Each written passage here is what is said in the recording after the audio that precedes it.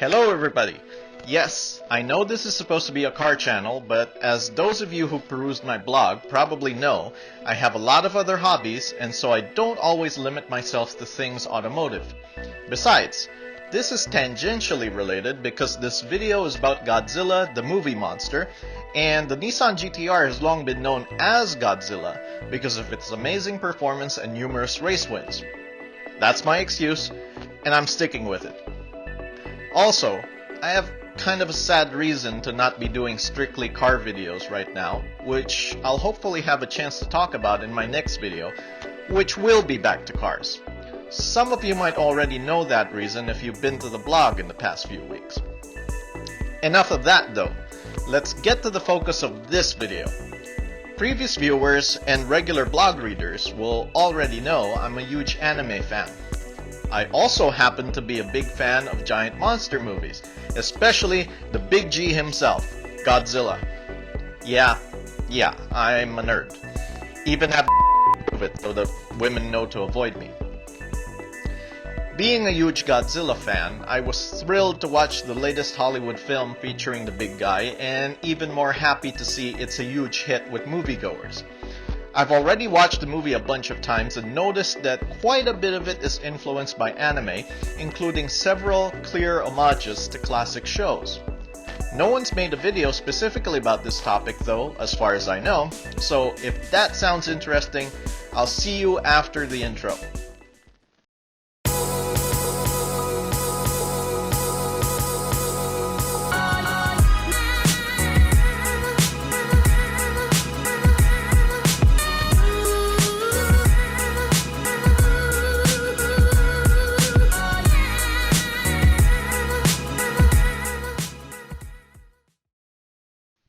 Welcome back!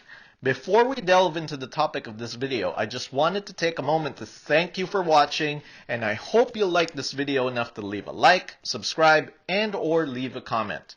People like you are why I started my blog and later on this channel, so thanks for your time and your support. Oh, but before we go on, needless to say, here there be spoilers. So if you haven't watched the movie yet, avert your eyes and come back to me when you've partaken of its cinematic goodness.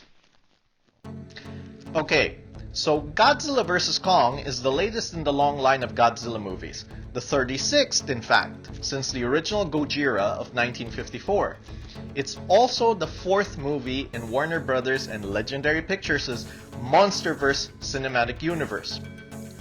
It's the first proper blockbuster movie that's come out since you-know-what upended all our lives and turned most of us into shut-ins.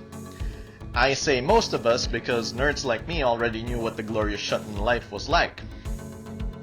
Anyway, for this latest installment, Hollywood tapped director Adam Wingard to handle the huge task of bringing together the two most iconic movie monsters in history for the biggest cinematic throwdown since SpongeBob Sponge Out of Water. In interviews, Mr. Wingard has cited anime as a strong inspiration during the visualization process of Godzilla vs. Kong, and the veteran anime fan will probably notice that right away. It's very interesting to try and tease out what parts of the movie were influenced and by which specific anime series. In an interview with Polygon, he specifically name-dropped two classic anime that should be instantly recognizable to any fan worth his salt. The first was Akira, which he mentioned as inspiring the look of Hong Kong, where the movie's climactic final battle is set. Akira is considered one of the classics among Japanese animated movies, with its strong cyberpunk aesthetic and post-apocalyptic setting influencing many other movies and TV shows since it came out in 1988. There's even a giant monster at the end, but that wasn't the part that influenced Godzilla vs. Kong. Instead, Mr. Wingard cited the look of the movie's setting, the futuristic but dystopian city of Neo-Tokyo. If you compare the look of Neo-Tokyo from Akira with the view of Hong Kong as Godzilla enters Kowloon Bay and heads for Central HK, you can clearly see the influence in the way the buildings have brightly lit outlines, and there are even searchlight beams streaming up from some of them, just like in the anime. Another classic anime that Mr. Wingard mentioned was Macross, specifically Macross Plus, the second official entry in the series and the one widely considered as the best. Unless you're a total newbie to anime, you'll have heard of Macross, or its bastardized Western version, Robotech. The franchise's trademark heady mix of space opera, transforming robot fighter planes, and rocking music tracks has made it one of the pillars of anime. After the first TV series that came out in 1982, Macross Plus followed in 1994 and had the star-studded creative team with original series creator Shoji Kawamori, future Cowboy Bebop director Shinichiro Watanabe, and composer extraordinaire Yoko Kanno, just a few of the big names involved. The animation, the story, the music, all of it is stellar in Macross Plus. You really owe it to yourself to watch it, even if you have only the most passing interest in anime.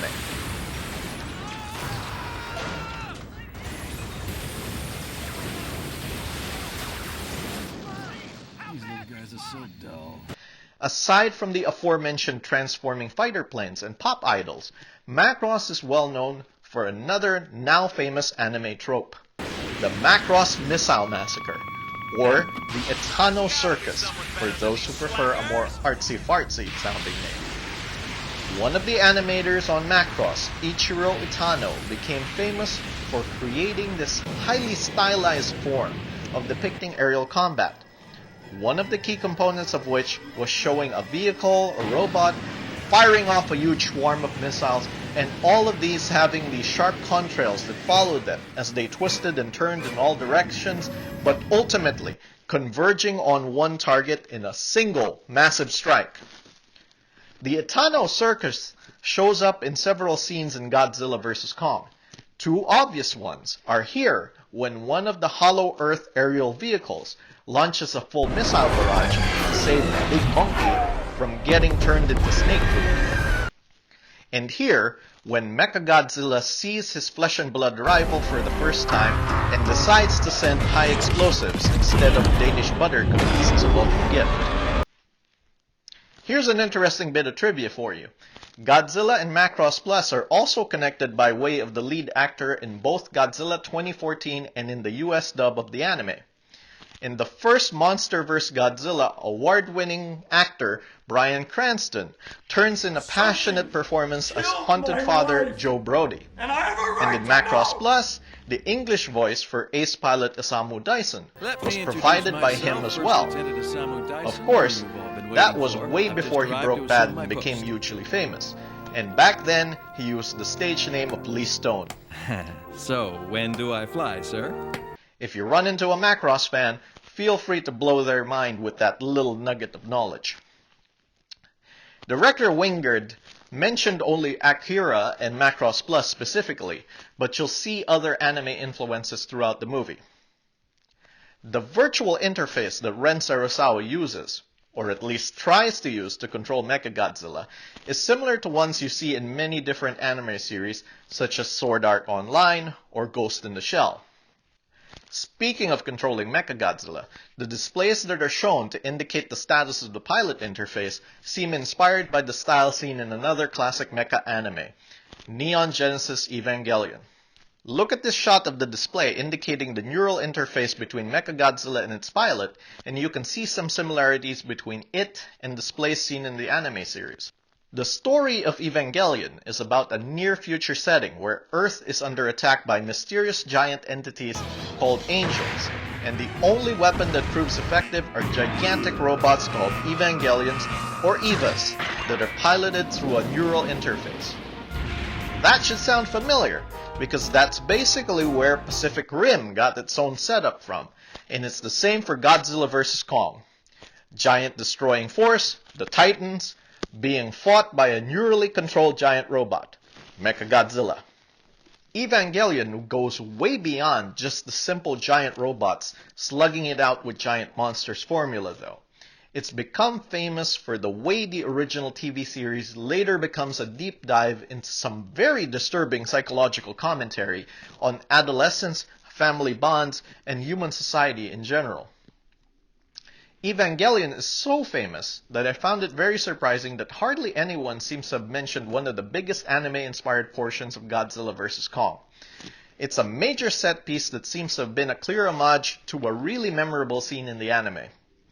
The first big showdown between our two superstar monsters happens when Kong is being transported to Antarctica by ship from Skull Island. Here's that scene to refresh your memory.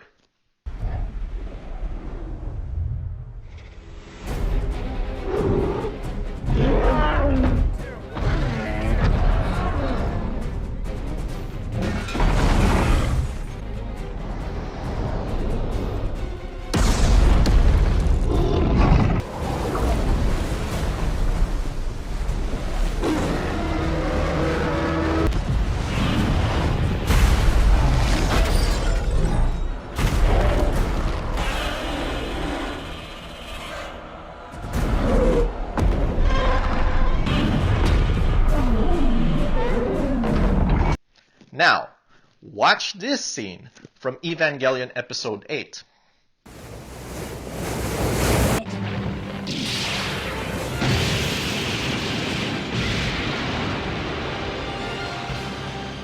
Where is it? That way! We've got just 58 seconds left! I'm well aware of that. Let's play hopscotch. Hopscotch?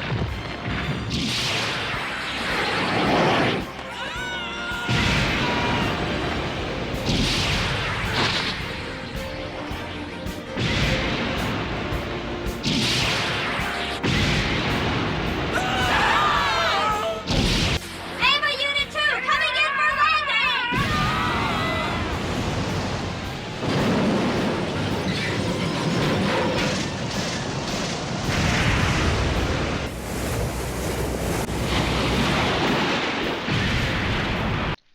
I think that just speaks for itself, and if the sea battle in Godzilla vs. Kong wasn't a conscious homage to the one in Evangelion, then I'll probably have to stop drinking tap water and start showering in bleach. So, that was my rundown of the ways anime influenced the biggest grudge match in cinema.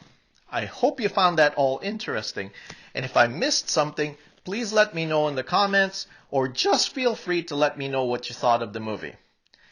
Until next time, as always, drive safe, everybody.